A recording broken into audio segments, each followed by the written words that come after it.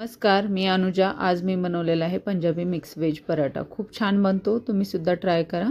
तर सुरुवातीला कढई ठेवून द्यायची आहे, त्याच्यामध्ये आपल्याला तेल घालायचं, थोडीशी जिरे घालायचे, बारीक चिरलेली आपल्याला शिमला मिरची परतून घ्यायची आहे, लगेचच गाजर घालायचं आहे, गाजर परतून घ्या। नंतर 1 वाटी खिसलेलं आपल्याला बटाटा उकडून घेतलेलं आणि अर्धा वाटी पनीर घालायचं, हिरवी मिरची पण घालायची आहे आणि हे सर्व सारण आपल्याला थंड करून घ्यायचं। थंड झाल्यानंतर थोडीशी जिरे, चवीपुरतं मीठ, हळद हे सुरुवातीलाच घालायचं आहे आणि त्याच्यानंतर एक आपल्याला अशी वाटी बनवून त्याच्यामध्ये सारण भरून घ्यायचं।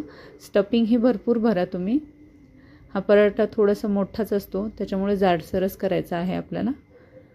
शिल्लक पीठ वरतीचं काढून घ्यायचं, दोन्हीकडून प्रेस करून आपला उंडा व्यवस्थित भरून घ्यायचा, लाटून घ्यायचा आणि हा आपला पंजाबी पराठा खूप सुंदर लागतो। तुम्ही नक्की ट्राय करा। सिंपलच आहे पण टेस्ट जबरदस्त आहे।